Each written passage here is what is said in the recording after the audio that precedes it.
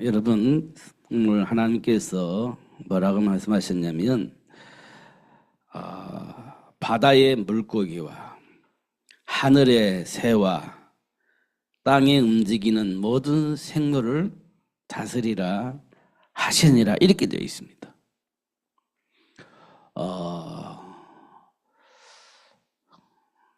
그 우상의 현장에 가면 바다의 물고기와 하늘의 새와 땅에 움직이는 모든 생물이 우상화되어져 있습니다.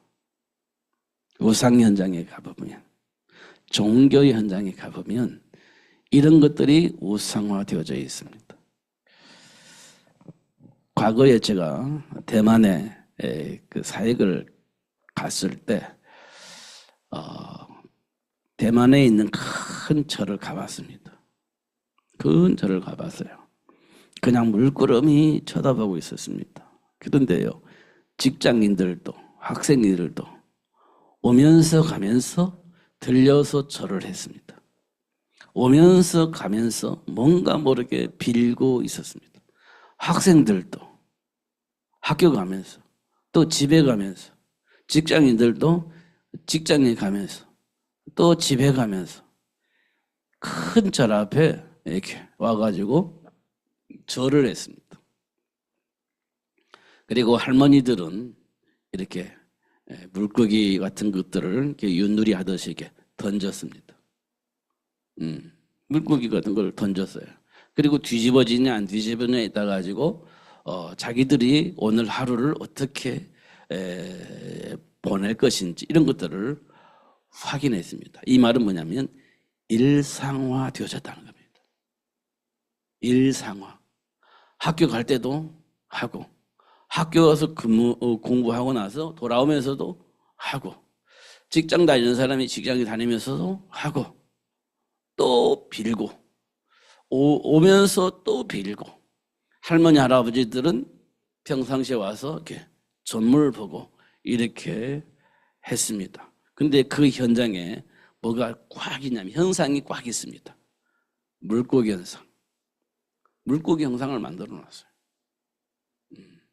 그리고 이렇게 거북이 같은 형상들 만들어 놨습니다. 그리고 용의 형상들, 자기들이 원하는 형상들을 만들어 놓고 빌었습니다. 그것이 자기들의 문제를 해결해 줄 거라고 생각을 하기 때문에 그래요. 근데 오늘 하나님께서 뭐라고 하느냐? 하늘의 것이나 물속에 있는 것이나 땅에 그 어떤 형상도 만들지 말라, 이렇게 말씀을 하고 있습니다. 근데 많은 사람들은 이것이 우리에게 복을 준다, 이것이 우리에게 장수를 준다, 이것이 우리에게 무병으로 주는 것이다, 이렇게 생각을 하고 형상을 만든 겁니다. 그러니까 하늘의 것이나 땅의 것이나 물속에 있는 그 어떤 형상들만 하면 안 돼, 이렇게 하나님께서에게 말씀을 하고 있습니다.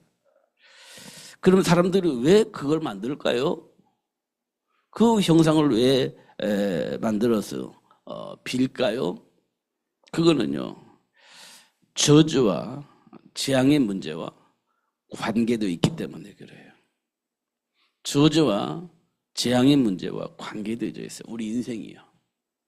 그러니까 저주와 재앙이 아닌 그 복을 받으려고 하니까 어떤 형상을 만들고, 이 형상은 우리에게 다산을 주는 거야, 이 형상은 우리에게 무병을 주는 거야, 이 형상은 우리 인생을 성공하게 만드는 거야, 이렇게 의미를 두고 형상을 만들어 놔요. 그게 종교인이 가지고 있는 마음속에 있는 마음입니다. 그래서 하는 거예요. 근데 이게 어디까지 들어왔냐? 교회 안에도 들어왔어요. 하나님과 함께하는 우리가 어디에 관심이 있냐? 어떻게 하면 성공할 것인가? 어떻게 하면 돈 벌 것인가? 어떻게 하면 건강할 것인가? 이렇게 관심을 가지고 교회에 들어오는 겁니다. 그러니까 많은 사람들이 절에 가서 비는 거나 교회에서 비는 거나 똑같아요. 그러니까 사람들이 뭐라고 말하냐, 종교는 다 같아, 이렇게 얘기를 하는 겁니다. 왜냐하면 우리도 역시 두려움이 있어요. 두려움. 벌을 받으면 어떻게 할까? 병이 걸리면 어떻게 할까? 내 인생에 안 풀리면 어떻게 할까? 이 염려가 항상 있습니다. 그러니까 우리 관심 어디 있냐?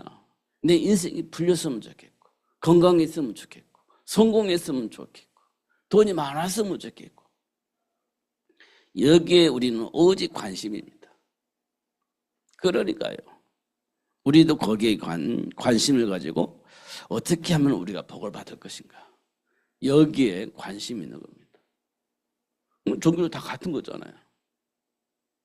다 같은 겁니다. 그러면 굳이 우리가 복음 들고 전도할 필요가 있냐? 없어요, 사실은. 전도할 필요가 없죠. 지금 관심은 내가 성공하는 거고, 관심은 내가 복을 받는 거고, 관심은 내가 질병에 걸리지 않는 건데. 근데 그걸 응답을 하셨어. 그분 그것 가지고 사람들에게 말하려고 하니까요, 사람들은 이미 다 가지고 있어. 할 말이 없잖아요. 나 예수 믿고 건강해서, 나 건강한데 예수 필요 없죠. 나 예수 믿고 이렇게 돈을 많이 벌었어. 근데 나는 이미 돈을 많이 벌었어요. 예수 필요 없죠. 나 예수 믿거나 성공했어. 나는 이미 성공했어. 그러면요, 예수가 필요 없지 않습니까? 나 예수 믿고 마음에 평안이 있었어. 근데 그 사람은요, 아무런 문제가 없어 평안해요. 그럼 예수 필요 없죠. 이렇게 되어져 가고 있는 겁니다. 그러니까요, 전도가요, 어렵죠. 전도를 몰라요, 우리는. 어려운 겁니다. 근데 누구는 쉬워요? 예. 문제 있는 사람 만나면 쉽죠. 나 예수 믿고 문제 해결됐어. 예수 믿고 나 돈 많이 벌었어. 예수 믿고 내 사업 잘 됐어. 이렇게 말할 수 있겠죠. 왜? 그걸 가지고 싶은데 망해버린 사람들 앞에서는 그게 말이 되겠지요. 근데 그걸 다 가지고 있는 사람 앞에는 그걸 말해줄 수가 없죠. 이건 왜 그렇습니까? 인간의 정체성을 모르니까 육신적인 어떤 성공과 실패에 대해서 생각을 하다 보니까 실패한 사람 앞에서는 얘기할 수 있는데 성공한 사람 앞에는 말을 못하는 거예요. 이런 모습도 우리가 많이 보게 되어집니다. 그래서 오늘 우리 삶의 현장에서 가장 중요한 것, 우리 인생의 가장 중요한 것, 이게 뭘까?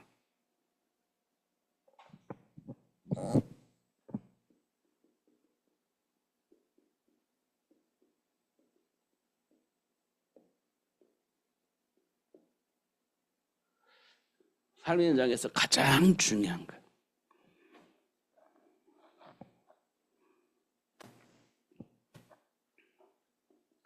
그래서 하나님께서 우리에게요, 처음부터 문제의 현장을 주셨습니다. 처음부터. 문제의 현장입니다. 그게 창세기 3장의 문제입니다.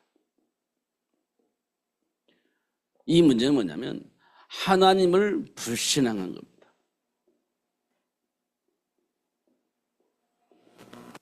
하나님을 불신한 거예요. 이걸 보고 우리는 죄 이렇게 얘기를 합니다. 이걸 보고 우리는 원죄 이렇게 얘기를 합니다. 원죄 이렇게 얘기를 합니다. 하나님을 불신앙한 죄 이렇게 얘기를 하는 거죠. 이 문제들로 인하여서 발생되어지는 문제들이 있습니다. 이 문제들로 인하여서 발생되어지는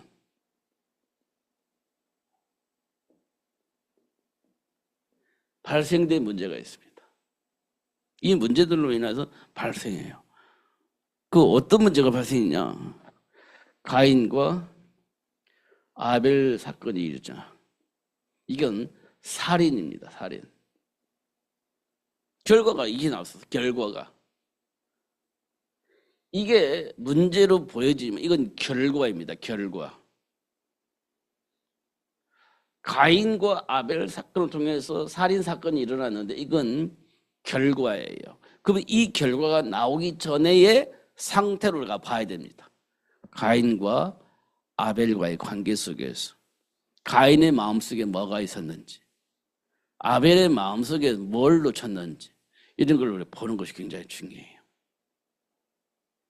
가인이 어떤 감정이 있었는지, 아벨은 왜 죽임을 당했는지, 뭘 놓쳤는지 이런 걸 우리가 확인해 볼 필요가 있습니다. 그게요, 발생된 문제예요. 발생된 현장에서. 살인이 생기기 전까지는 가인과 아벨의 마음을 몰랐어요. 근데 살인 사건이 나오니까 가인과 아벨 사건이 보여지는 겁니다. 우리가 처음에는 몰라요. 그런데 사건이 터지고 나니까 너는 왜 그랬어? 그러면 이제 우리가 변명이라는 걸 하잖아요. 그러면서 내 마음의 상태를 확인할 수 있도록 드러나죠. 확인될 수 있도록 드러나는 겁니다. 내가 이랬어. 이런 감정이야. 이런 것들을 설명할 수는 없지만 설명이 되어집니다.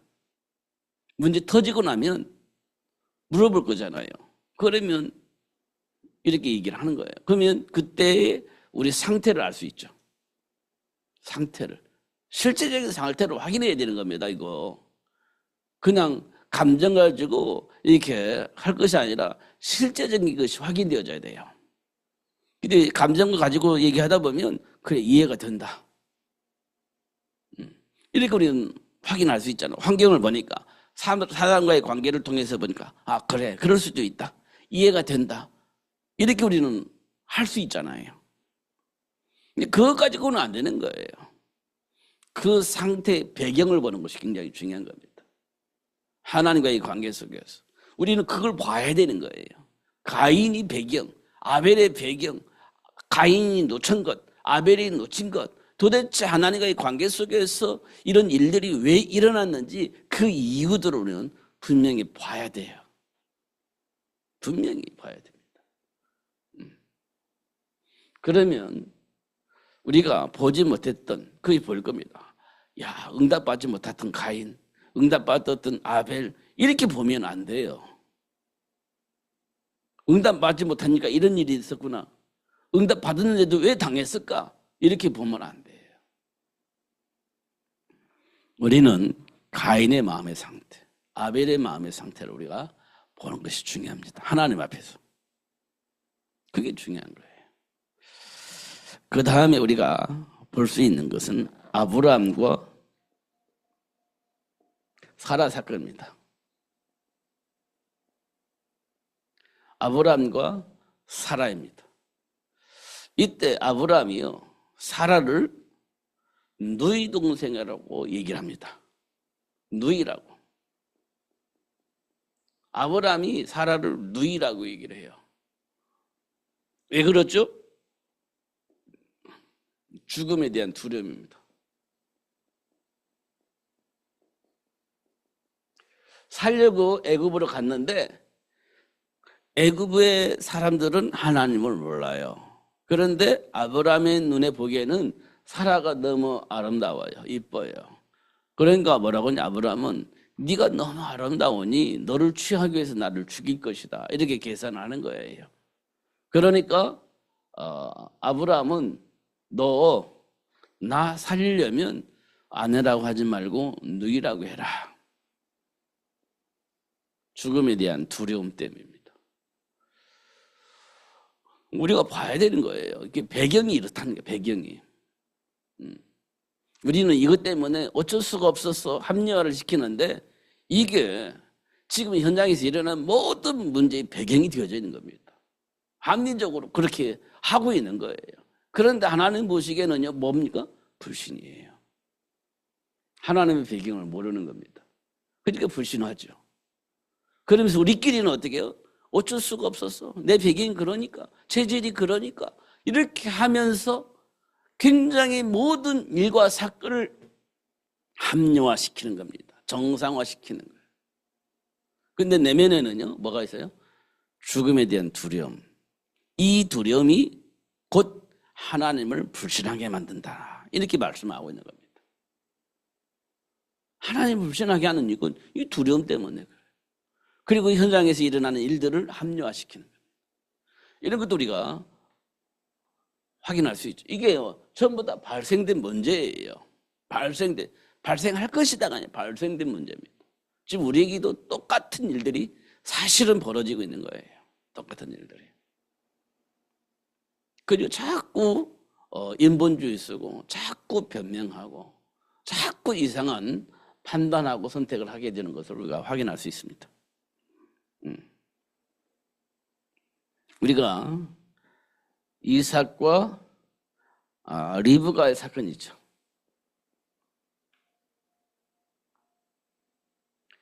이삭과 리브가가 있습니다.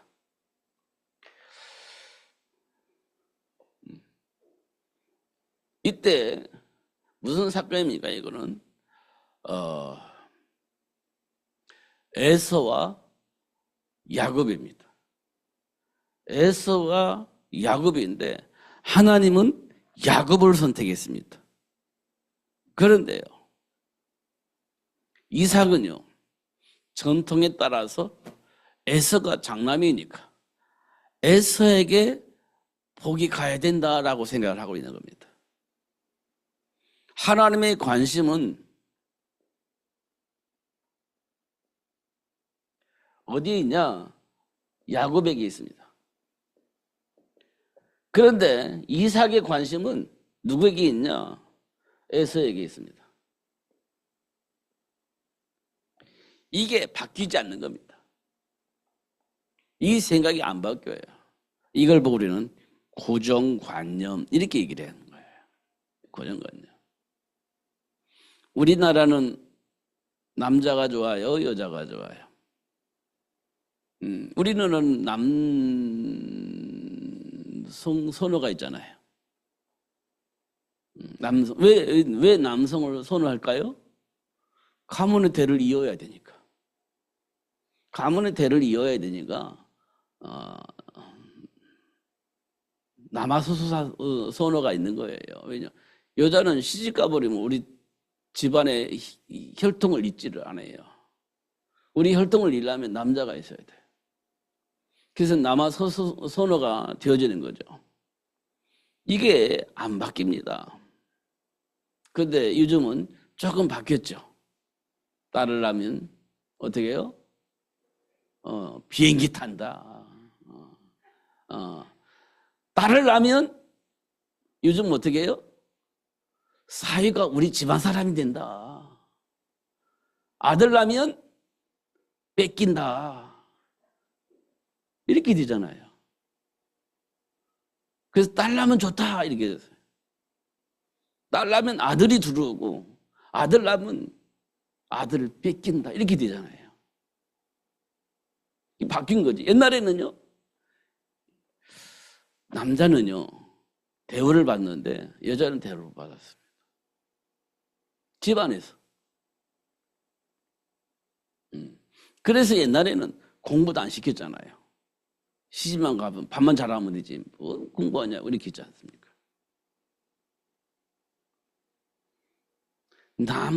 남자를 선호했어요. 그 남자는 어떻든 뭐 밥을 굽더라도 막 공부시키고 그랬죠. 이 이삭과 리브가 관계 속에서 이삭이 그렇게 고집을 피운 거예요. 에서가 장남이니까 장남이 복을 받아야지. 근데 리브가는 이미 알았어요. 하나님께서 야곱을 선택했다는 걸.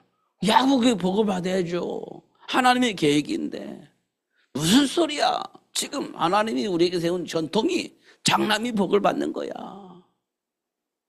이렇게요 서로 이렇게 이제 분쟁이 있었던 거예요. 분쟁할 수는 없지만 이렇게 생각이 달라진 겁니다. 그러니까 리브가가 야곱이 복을 받을 수 있도록 팥죽을 끓여가지고 에서의 장자권을 뺏기도 하고.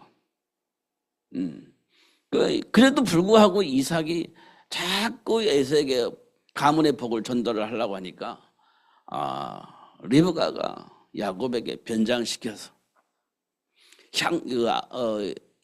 에서의 향내를 내는 향을 딱 발라가지고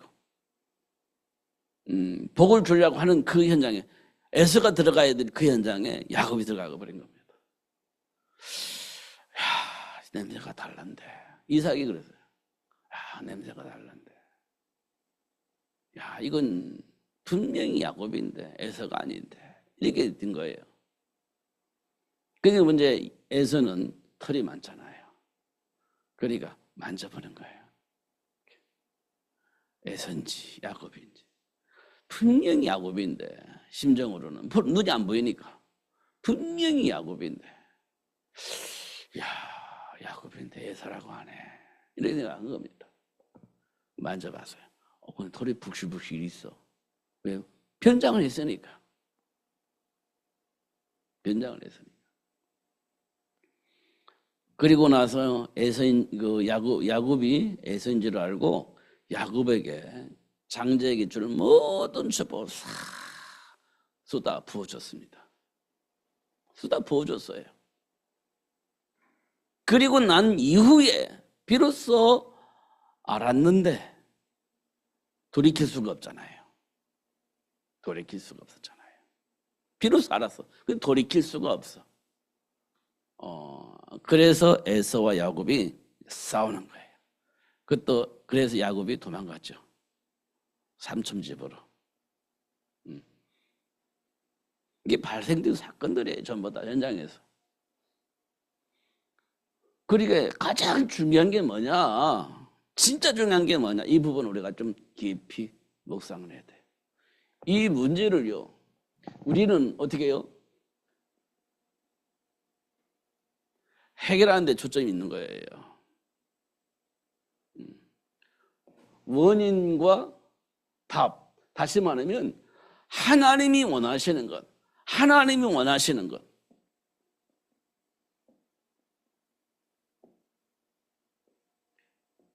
이걸 질문하면서 답을 찾아야 되는데, 우리는 해결하는 데 목적이 있단 말이에요. 해결하는데. 하나님의 계획을 알고 하나님의 계획 속에서 하나님이 원하는 걸 찾아야 되는데, 우리는 문제가 있으면 문제 해결할 때 초점이 맞춰져 있어요. 어떻든 문제가 해결을 해야 돼. 여기에 우리가 집중하니까 해결되면 하나님의 은혜고, 해결 안 되면 하나님의 은혜가 아니에요. 해결되면 하나님이 원하는 일일까요? 그렇지 않아요. 그러니까 우리는 모든 문제 앞에서 뭘 찾아야 되냐? 하나님이 원하는 거 찾아야 돼요. 하나님 원하는 거, 진짜 원하는 거, 그거 찾는 것이 굉장히 중요해요. 그러면요, 어떤 일이 벌어지냐? 할 수 있어요. 노아가 방주 만들어야 할 이유를 발견하니까요, 방주 만들잖아요. 누가 말해도 방주 만드는 겁니다. 그냥 그게 하나님 원하는 것이고 내가 살 수 있는 유일한 길이기 때문에 그거 하는 거예요. 노아가 방주 만들어 본 적이 있었겠어요? 없겠어요? 없었지. 한 번도 없었지. 방주가 뭔지도 몰라요, 사실은. 한 번도 없었어요. 근데 그 설계도를 누가 만드셨죠? 하나님이 설계도를 만드셨어요. 야, 이렇게 큰 배를 만들어라. 어떻게 만드냐? 상중하 3층으로 만들어라. 그리고 어디에다 문을 내라. 이렇게 다 설계를 주었어요, 하나님께서. 이때 아브라함이 노아가요, 예, 알겠습니다 하고 뚝딱뚝딱 방주를 만드는 거예요. 하나님 설계대로 만드는 겁니다. 그 기간이 약 120년 걸렸다, 이렇게 우리는 해석을 하죠. 120년 걸렸다, 이렇게 해석을 합니다. 120년도 방주 만든 거예요. 오로지 방주 만드는 것에 자기 생을 들여버린 겁니다. 노아와 혼자 하시냐? 노아와 그의 아들들, 며느리들 다 동원해서 방주 만든 거예요. 하나님이 원하시는 그 일을 위해서 하나님의 방주를 만들라고 했거든요. 그럼 그거 한 거예요. 그러니까 가인과 아벨을 통해서 살인 사건이 일어났는데 이 문제만 해결을 하면 안 돼. 하나님이 원하는 건 찾아야 돼. 지금 우리 삶 속에서 많은 문제와 사건이 일어나잖아요. 그걸 해결하는데 답 찾지 말고 하나님이 원하는 걸 찾아야 돼요. 그래야 현장이 바뀌어요. 흐름이 바뀌는 겁니다. 세상 사람들도 이 문제 다 해결할 수 있어요.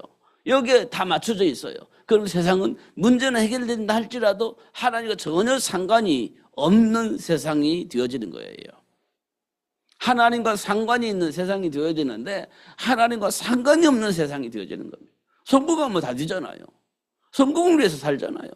그러니까 성공하면 끝이야. 그러면 그 성공이 과연 하나님이 원하시는 일이냐? 아닐 수도 있습니다. 그러니까 하나님이 원하는 일을 위해서 살아야 돼요. 성공이 전부가 아닙니다. 우리가 세상 사람들이 말하는 행복이 전부 다냐? 아니에요. 하나님과 함께하는 것이 하나님이 원하는 겁니다. 이걸 우리가 아는 것이 중요해요. 이게 모르니까 자꾸 현장에서 뭐가 생겨요? 문제가 발생하는 거예요. 모르니까 자꾸 문제가 발생하는 겁니다. 인간관계 속에서도 자꾸 문제가 발생하는 이유는 하나님이 원하는 걸 모르니까 자꾸 발생하는 거예요. 인간관계 문제도. 그리고 자꾸 문제와 사건이 막 커지는 거죠. 그걸 해결하려고 막 여러 가지 방법을 동원하는 거예요. 그러면 그럴수록 더 커지는 겁니다. 사회 문제가. 이런 것 우리가 확인해 볼 필요가 있습니다. 우리 삶 속에서 가장 중요한 게 뭐냐? 이거 질문하면서 말씀을 드리는 겁니다.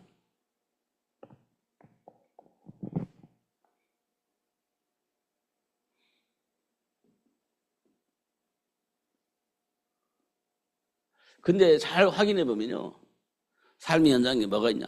준비된 축복이 있다. 준비된 축복. 여러분, 현장에 보면요. 준비된 축복이 있습니다. 하나님께서 아담과 하와를 창조하셨을 때 이미 세계를 복음화할 수 있는 준비된 축복이 있었습니다. 이게 뭔지 아세요? 에덴 동산 중앙에 선악과 또 뭐가 있죠? 생명나무.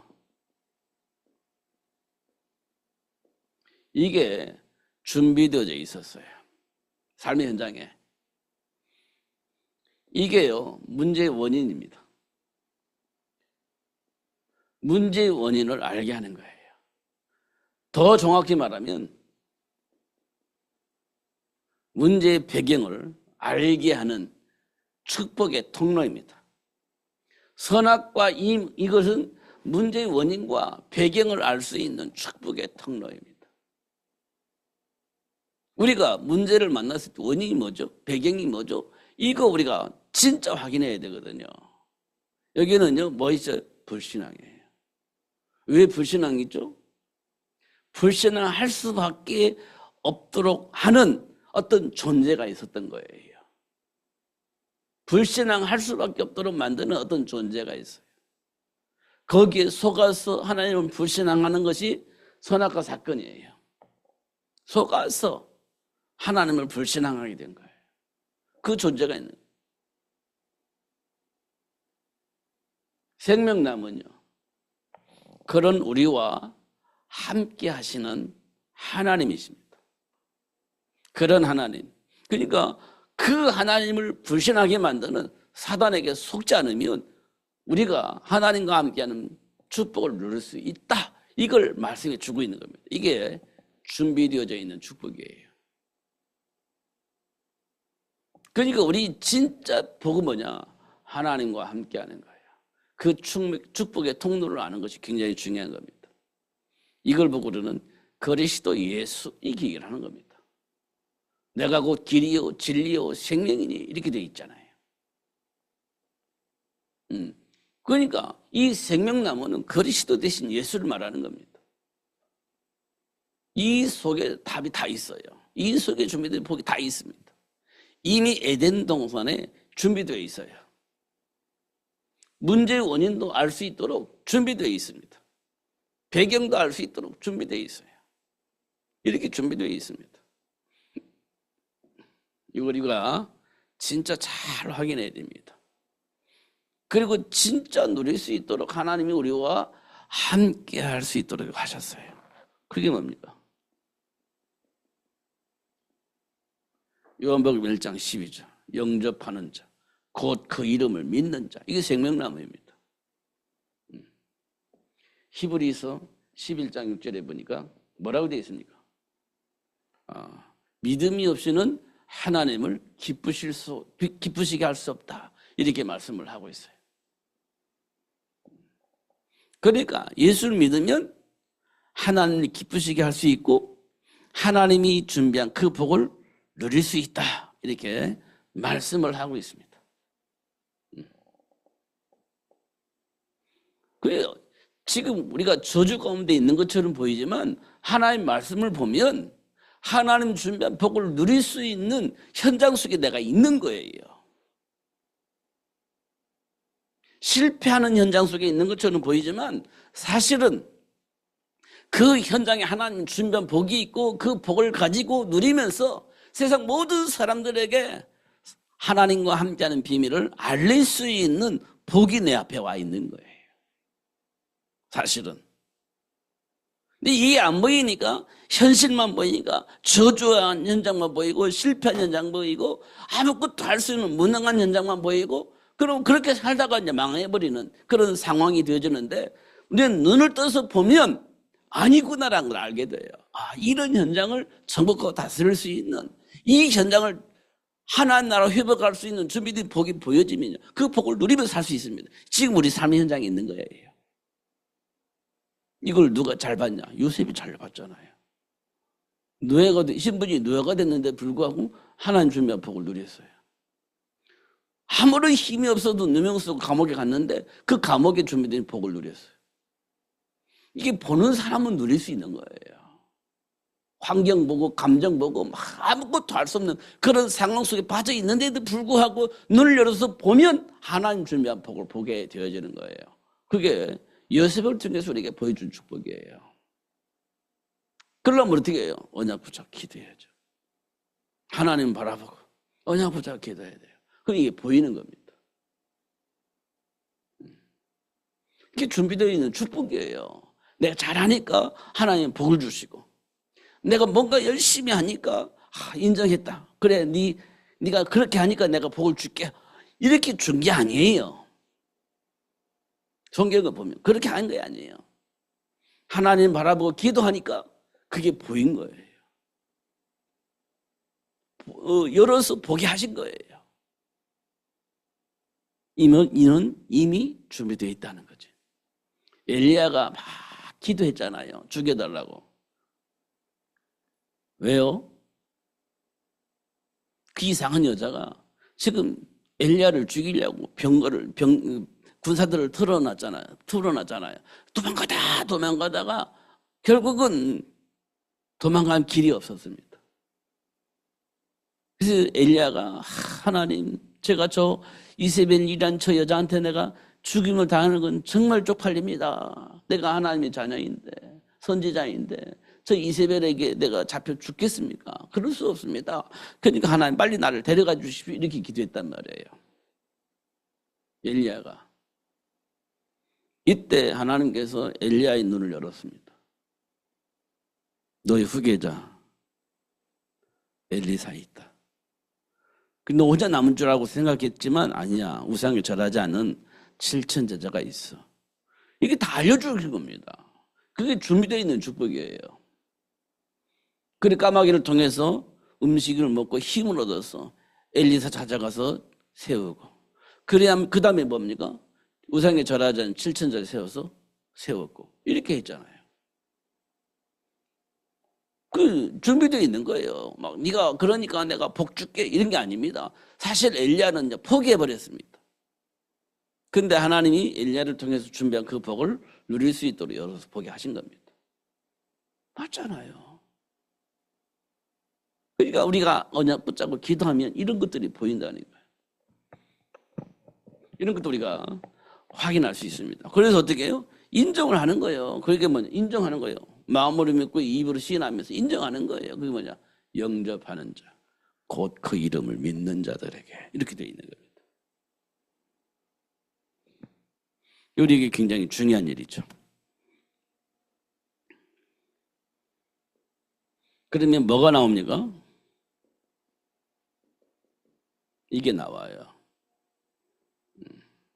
포기할 수밖에 없는 상황이 있는데 아니 그루터기 남고 그 그루터기 새순이 나와서 하나님 원하시는 일을 할 수 있도록 할 것이라고 하는 약속입니다. 준비되어 있는 거예요. 이게 되어지는 겁니다. 절대 안 망한다는 거지. 절대 실패하지 않는 거죠. 되어진다는 겁니다. 이렇게 하나님께서 우리를 향해서 준비를 해놓으셨다. 이렇게 말씀을 하셨습니다. 그러면서 하시는 말씀이 뭐냐? 세상 끝날 때까지 내가 너와 항상 함께 할 것이다. 이렇게 말씀을 하고 있어요. 세상 끝날 때까지 항상 함께 할 거야. 그러면서 하신 말씀, 너희는 가서 모든 민족을 제자로 삼아라. 이렇게 얘기를 한 거예요. 온 천하에 다니며 만민에게 이 복음을 증거해라. 믿는 자들에게는 표적이 따를 것이다. 이렇게 말씀을 주셨습니다. 이거 우리가 확인할 수 있죠. 그 다음에 뭐가 오겠습니까? 하나님의 시간표. 우리가 잘 알고 있는 것처럼 가나안 정복입니다. 이를 위해서 누가 준비됐죠? 모세가 준비되었습니다. 가나안 정복을 위해서 모세가 준비되었어요. 그리고 나서 뭐가 생겼죠? 가나안 정복을 위해서는요, 출애굽이 되어야 되잖아요. 애굽에서 노예 생활하고 있는 이스라엘 백성들이 노예에서 해방되어야 됩니다. 그 다음에 뭐가면 출애굽이 됩니다. 이게 하나님의 시간표예요. 가나안 정복을 위해서 하나님이 모세를 준비하고 모세를 통해서 이스라엘 백성들이 출애굽을 하게 되어집니다. 그러면서 뭐 하죠? 가나안 정복할 수 있는 일꾼이 되어지도록 하는 겁니다. 일꾼이 되어지도록 일꾼을 만드는 겁니다. 광야 40년입니다. 가나안 정복할 수 있는 일꾼을 만들어내는 거예요. 다시 말하면 이 일꾼은 뭐냐? 하나님을 향한 믿음을 갖게 만드는 겁니다. 믿음을 회복하게 만드는 거예요.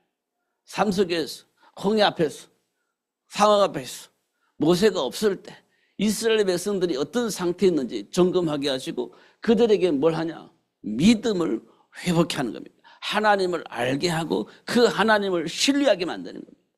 광야 40년이고. 그 다음에는요. 믿음이 회복되니까 가나안으로 들어가죠. 그래서 가나안 정복되어지게 하는 거예요. 이게 하나님이 이스라엘 백성들을 통해서 하시고자 하는 일이에요. 가나안 정복을 위해서. 이렇게 역사를 하셨어요.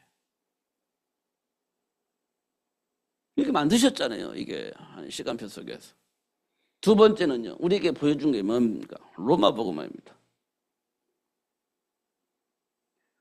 로마 복음화를 위해서 뭘 주셨습니까? 하나님께서. 복음을 이해할 수 있도록 하셨죠. 복음은 뭡니까? 메시아입니다. 그리스도입니다. 복음은 그리스도이거든요. 그런데 이 그리스도가 누구냐? 예수. 이걸 알게 한 겁니다. 하나님께서 로마 복음화를 위해서 이 예수를 알게 한 거예요. 누구에게? 사도 바울에게. 사도 바울을 불러가지고 예수가 그리스도임을 알게 하신 겁니다. 그리고 나니 바울이 뭐 했습니까? 그러면 현장을 살릴 수 있는 사람이 필요하잖아요. 현장을 복음을 바꿀 수 있는. 이걸 우리는 로마서 16장이잖아요. 로마서 16장 일꾼들이요. 이들이 그냥 세워진 게 아니잖아요. 이들이. 로마서 16장, 로마 16장 일꾼이 필요하잖아요. 진짜 복음을 알고 있는 일꾼이 필요하잖아요. 그럼 뭐 했습니까? 어떻게 했습니까? 이 사도 바울이요. 회당으로, 소원으로 들어갔잖아요. 그래서 뭐 했습니까? 현장을 살릴 수 있는 로마서 16장 일꾼을 만들어낸 거지 않습니까? 로마 16장 일꾼을 만들어냈잖아요. 이게 하나님의 시간표예요. 그러면 세계복음화를 위해서는 우리 지금 뭘 해야 되겠습니까? 가나안 정복 로마 복음화는 세계복음화를 위한 모델로 우리에게 보여준 거거든요. 아, 이렇게 하면 현장 복음화 할 수 있다. 그래서 세계복음화 하려면요, 이렇게 해야 돼요. 가나안 정복 하듯이, 로마 복음화 하듯이 우리가 준비해야 된단 말이죠. 이게 중요한 거죠. 그러니까 부모가 준비되어야 돼요. 부모가. 그럼 준비된 부모는 당연히 하나님 원하시는 그 일을 이룰 수 있는 자녀를 생육할 수 있게 되죠. 그걸로 끝이 아니에요. 현장을 복음화할 수 있는 일꾼을 만들어야 돼요.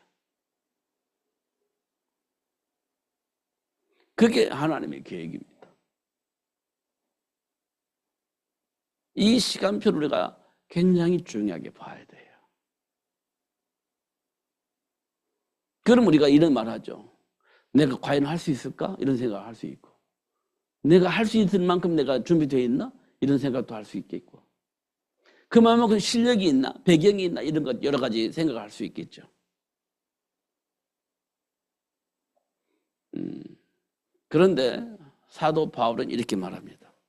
내게 능력 주시는 자에서 내가 할 수 있다. 내게 능력 주시는, 진짜 하나님의 배경 가지고는 할 수 있다는 얘기예요. 하나님의 배경 가지고. 이거 방종이 아니에요, 이거는요. 나태함이 아닙니다. 도전하는 거죠. 하나님의 능력을 통해서. 로마 복음을 위해서 도전하는 거. 가나안 정복을 위해서 도전하는 거. 지금 우리에게 맡겨진 일은 세계 복음화입니다. 세계 복음을 위해서 도전하는 거예요. 준비하면서. 그럼 하나님이 역사하시면 된다, 이렇게 생각을 한 거죠.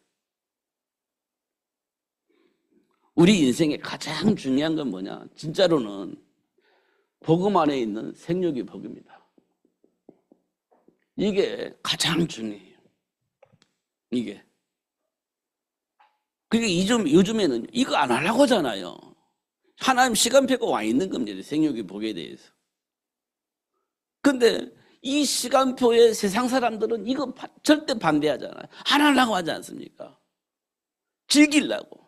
내 생을 살려고. 이거 안 하려고 하지 않습니까?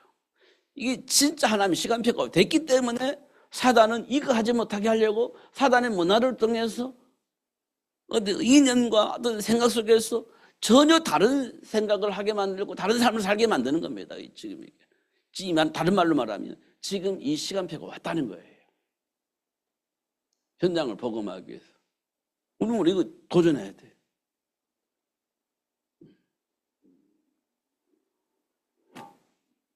이런 부분도 우리가 좀 깊이 묵상을 해야 됩니다. 하려고 하니까 내 인생은 이렇게 되잖아요. 하나님께서 말씀하신 대로 하려고 하니까 내 삶의 가치는 이렇게 되지 않습니까? 나 하고 싶은 거 많고 즐길 거 많이 있는데 나는 그러면 이렇게 되잖아요. 그러니까 하나님과의 소통 속에서 하나님께로부터 답을 얻지 않냐면 결과가 안 되게 되어 있습니다. 내 인생으로 생각하고 내가 하고 싶은 거 하면서 즐기고 싶은 거 다 하면서 하려고 하는데 이건 안 되는 거지. 그러니까 하나님과의 관계가 회복되어져야 이건 가능한 거예요. 그렇지 않으면 안 돼요. 그럼에도 불구하고 우리가 이런 말을 하는 이유는 하나님이 그렇게 하실 것이라는 겁니다. 이 부분 우리가 좀 깊이 묵상을 해볼 필요가 있다. 진짜로. 그러니까요, 사도 바울이 뭘 했냐? 그래, 이것이라고 한다면 내가 조금 포기할 것은 포기해야 되겠다. 나 이거 해야 되니까 포기할 건 포기해야 되겠다. 이렇게 생각을 한 거예요, 사도 바울이. 그래서 한 얘기가 뭐냐? 배설물, 이렇게 얘기를 한 거예요.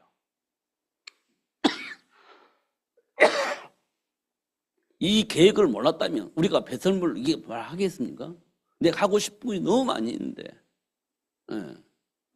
근데 어떻게 그걸 배설물 이기겠습니까? 하나님이 일을 위해서 내가 배설물? 그 불가능한 겁니다. 사실은. 말은 알겠지만 안 돼요, 그게. 그러나 진짜 하나님께 잡힌 바 되어져서 하나님이 계획을 한다면 그 선택을 할 수 있는 겁니다. 사도 바울이 그랬어요. 배설물 이렇게. 여러분 될 것 같아요? 할 수 있을 것 같아요? 쉽지 않죠. 그런데 기도해야 됩니다. 그럼에도 불구하고 기도해야 돼요. 하나님 앞에서. 진짜 여러분 하나님의 하나님의 은혜를 통해서 여러분 진짜 답을 얻는다면 어떻게 하겠습니까? 그래도 마음으로는 싫어, 나는 그래 안 해야 이렇게 생각할 수 있겠죠. 그럼에도 불구하고 하나님의 계획 속에서 기도한다면 하나님이 원하시는 그 일을 볼 수 있도록, 그리고 그 길을 갈 수 있도록 하나님이 하실 겁니다. 그러면요 때때로는 포기하게 되집니다. 그게요 사도 바울이 말했던 배설물이에요. 그래서 좀 양보를 하는 겁니다. 그게 결단이라고 하는 거예요. 그런 일들이 벌어지는 겁니다. 우리는요 어떤 틀에 묶이면 안 돼. 어떤 고정관념에 묶이면 안 돼요. 진짜 모든 걸 오픈하고 하나님께 기도하는 거예요. 그래야 하나님이 원하시는 일을 갈 수가 있습니다. 그런 일을 좀 할 수 있도록 하나님을 인도하시고 역사하실 것인데 거기에 반응하고 순응하는 삶을 살았으면 참 좋겠다 이런 생각이 되집니다. 이 축복이 여러분의 삶 속에서 결과물로 나타났으면 참 좋겠다 이런 생각이 되집니다. 기도하겠습니다. 하나님 아버지 감사합니다. 오늘도 하나님 준비한 그 복을 보게 하시고 알 수 있도록 역사해 주신 것 감사합니다. 하나님 앞에서 내 모든 것들을 내려놓고 볼 수 있는 저희들 되어줄 수 있도록 축복해 주시고 그럴 때마다 하나님이 원하신 것, 준비하신 것, 볼 수 있는 눈이 열려지게 하여 주셔서 볼 수 있게 하시고 그 준비된 복을 누리는 삶이 될 수 있도록 축복해 주옵소서. 특별히 우리에게 주신 그 복을 우리 자녀들에게 알리고 우리 자녀들이 그 복을 알고 누릴 수 있는 시스템이 되어지기를 소원합니다. 성령으로 역사해 주셔서 그 시스템이 작동되어질 수 있도록 축복해 주옵소서. 예수님 이름으로 기도하옵나이다. 아멘.